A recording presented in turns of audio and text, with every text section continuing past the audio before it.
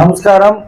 ఈరోజు ఈ కార్యక్రమానికి విచ్చేసిన ఈ స్టేజ్ పై ఉన్న తెలుగుదేశం పార్టీ నాయకులు, అలాగే జనసేన మరియు బీజేపీ పార్టీకి సంబంధించిన నాయకులు, పేనేపల్లి గ్రామస్తులందరికీ పేరు పేరున హృదయపూర్వక నమస్కారాలు తెలియజేసుకుంటున్నా. సో ఇప్పటిదాకా అందరూ లీడర్లు అన్ని విషయాలు చెప్పారు. మేము ఈ సమస్యలు కూడా చెప్పిండారు. కొందరు ఇంకా చెప్పాలని ఆలోచిస్తూ ఉన్నారు. బట్ నేనేమడుగుతానంటే, ప్రభుత్వానికి ఓటు వేసినాము, ప్రభుత్వం అన్నీ చెయ్యాలి అనే కోరిక కోరడం తప్పు కాదు. కానీ ప్రభుత్వం కూడా మనమే కదా, ప్రభుత్వం వేరు మనం వేరు కాదు. చంద్రబాబు నాయుడు అనే వ్యక్తి 76 సంవత్సరాల్లో 10 గంటలు కూడా నిద్రపోతారు. అంటే 14 నుండి 18 గంటలు పని చేస్తున్నాడు. నేను కూడా స్టార్టింగ్ లో ఏమో అనుకున్న ఆశతో ఎమ్మెల్యే కావాలి కావాలి అనుకున్నా. అంటే బెంగళూరులో ఉన్నా కదా, సిటీలో ఎమ్మెల్యేని చూసిన, పల్లెల్లో ఎమ్మెల్యేని చూడలేదు. నేను ఇక్కడికి వచ్చినాక నాకు అర్థమైంది, చేస్తా ఉంటే 18 కాదు 24 గంటలు పని చేసినా చాలనంత పని అయితే ఉంది. ఎందుకురా అంటే, గతంలో కొందరు జనాలకి బోర్ కొట్టేసింది. చంద్రబాబు నాయుడు పాతోడు చూసనే నాకు ఒక అవకాశమే అంటూ నా పేరున్నాడు వచ్చినాడు.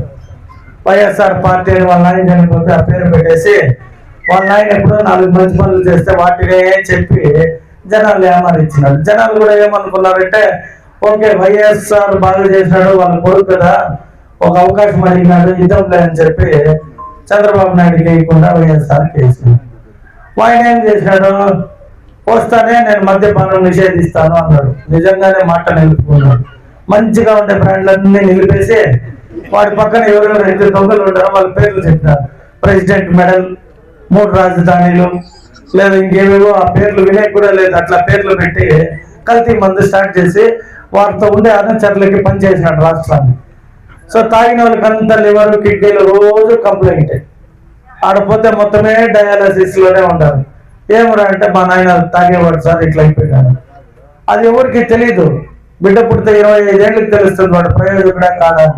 తాగిన మందు 5 ఏళ్ల తర్వాత తెలిసింది. అంటే మేము ప్రభుత్వంలోకి వచ్చినాక, ఆ ప్రభుత్వంలో తాగేసే ఈ ప్రభుత్వంలో వచ్చినాక హాస్పిటల్లో నాకు లివర్ పని చేయలే, కిడ్నీ పని, ఏం చేస్తాము అంటే, నేను ప్రజలను కోరుకునేది ఒకటే, మీరు సమస్యలను చెప్పేవి తీర్చాలని ముఖ్యమంత్రికి ఉంటుంది, నాకు ఉంటుంది, మంచి పేరు తెచ్చుకోవాలని.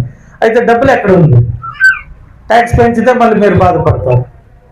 అప్పటికమంటే ఆల్రెడీ 10 లక్షలు అప్పు ఉంది, అది కట్టండి అంటారు బ్యాంకులో. మరి ప్రజలకు మంచి చేయాలంటే ఏం చేయాలి? భూములు అమ్మకూడదు, భూములు తాకట్టు పెడితే బ్యాంక్ లోన్ ఇది. ఆంధ్ర రాష్ట్రానికి క్యాపిటలే లేదు, క్యాపిటల్ కట్టాలి. ముఖ్యమంత్రి గారు ఢిల్లీకి పోయినన్ని సార్లు ఏ రాష్ట్ర ముఖ్యమంత్రి కూడా పోడు. ఆయన పోయి ఆయన మీటింగులు చూస్తే రాత్రి 12 దాకా ఉంటాయి ఢిల్లీలో.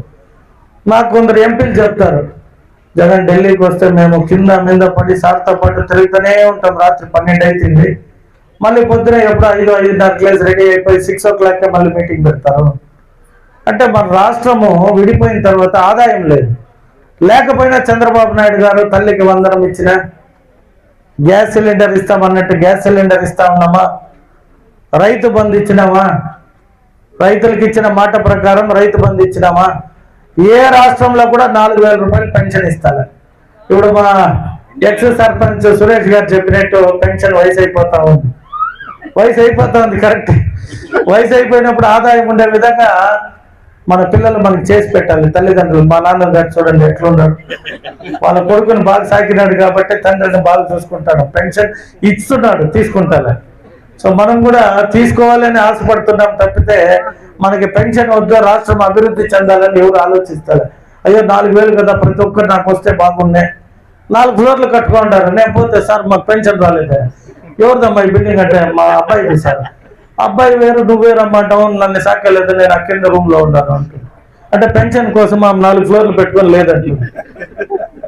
అంటే ప్రభుత్వం ఇస్తుంది, తీసుకోవాలని ఆశ ఉండొచ్చు, తప్పులే. అప్పుడేగా చెప్పినట్టు ఆ చెనగ్గింజలు అవి ఇచ్చేది వేసి ఉత్పత్తి పెరిగితే మళ్ళీ తీసి ప్రభుత్వము మళ్ళీ సబ్సిడీ ఇస్తుంది. తీసిన వాళ్ళంతా ఆయిల్ ఆడిచ్చేసి గింజలు వేయకపోతే ప్రభుత్వము మన డబ్బులతో బయట దేశం నుండి కొనాలి. బయట దేశం నుండి కొంత మన ఇండియాలో ఉండే డబ్బంతా అయిపోతుంది. అయిపోయినాక ఇప్పుడు ఇరాక్ కూడా తిండికి లేనట్టు అయిపోతుంది. ఇవన్నీ ఎవరు ఆలోచించారు? ప్రతి ఒక్క మనిషి వాళ్ళ స్వార్థమే ఆలోచిస్తారు. అంటే నేను ఏ ఒక్క వ్యక్తిని అని కాదు అనేది, సిస్టమ్ చెప్తున్నా. సిస్టమ్ ఎవరు? మనమే కదా. చంద్రబాబు నాయుడు ఎవరైనా బయట వ్యక్తి కాదు, మన మనిషి, మన మాదిరే. ఆయన కూడా ముఖ్యమంత్రి అయ్యి రాష్ట్రానికి మంచి చేస్తే చిరస్థాయిగా మంచి పేరు వచ్చి చరిత్రలో నిలిచిపోతామని ఆశపడ్డాడు. ఆ ఆశ ఏమైందంటే భార్య పిల్లలు చూసుకోదు.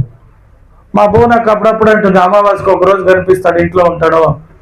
పెళ్ళైనప్పటి నుండి ఎప్పుడు జనాలు మా నాన్నగారితోనే తిరుగుతా ఉన్నాడు. ఇప్పుడు కొడుకునైనా చూద్దామంటే ఆ కొడుకు వాళ్ళ ఆయన కంటే ముందు లేచి ఒకరోజు రష్యా అంటాడు,